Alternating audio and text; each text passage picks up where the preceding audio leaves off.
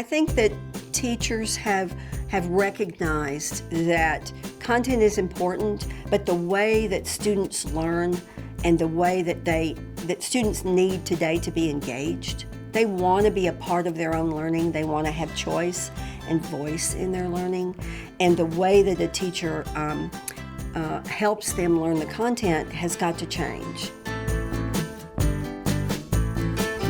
Learning has changed in the 21st century because our world has changed. Work has changed completely. The kinds of skills and knowledge that our businesses need is completely different than it was in the 20th century. I think our students are different. Their expectations for being involved in their learning are much higher. They really want to know, why do I have to learn this? Our framework that we've developed over the last several years really describes how learning in the 21st century ought to be arranged. So we believe that there ought to be a strong focus, of course, on the core content and on interdisciplinary themes such as global awareness, financial literacy, civic literacy, health literacy, global literacy. But also students have to have the skills in order to be able to use the knowledge that they're gaining in school. So the 4 C's are the heart of the framework.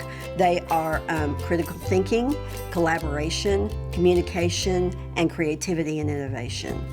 We've learned from talking a lot with our business partners and our government partners and even community leaders that students must have these skills in order to succeed.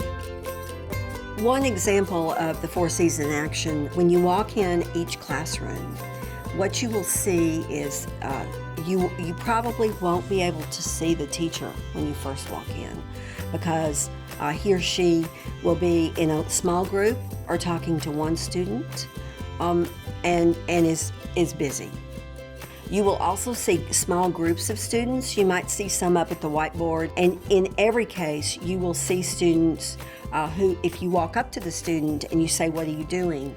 they will be able to tell you what they're doing, and they will show you on their iPad what their personalized learning plan is and what their goal for the day is, what lesson they're working on, and what skills they are working on.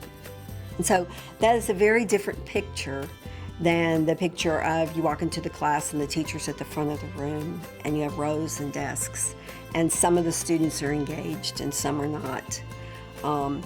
Or even other technology models where maybe every student is sitting behind, sort of behind a computer, kind of isolated behind their computers. In one of the exemplar schools where we visited, the students were working collaboratively in groups in order to build a model.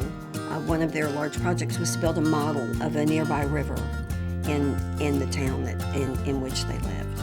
And so the students would, there were 5 or 6 collaborative groups in the classroom. And some of them were in charge of researching the geography and the geology around the river itself. Another group was researching the history of the model. And other groups were preparing their presentation to the school board about how they were going to design and build and research and build these the river. It's a great example of students being able to apply all of the 4 C's and utilize their creativity with exact and technology for how they were going to be able to do this, how they were going to communicate it, how they were going to evaluate it and be able to analyze what needed to be done and actually take action in a real-world setting that had real-world consequences. Technology is a real enabler and accelerator for the 4 C's. Through the resources and the networks that are available through technology, students can really engage in real-life experiences through their learning. They can contact authors and scientists throughout the world. They can engage in games and other things that build critical thinking. and they can collaborate with people across the world. Some of the characteristics of the teachers who were really able to do this, to implement the 4 C's, were that they are open to innovation. They are risk takers, not afraid to fail. And so it's really many of those life and career skills, that responsibility, that flexibility. The teachers that are really implementing the 4 C's are those that are exhibiting these skills and are passing those skills on and through to their students.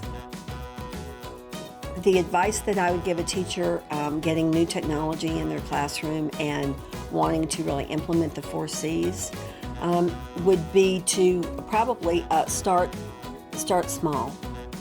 Start with baby steps. Connect with other colleagues who are trying to do it across your school or across the country or across the world, and build support so that you can be open to innovation and be willing to try new things.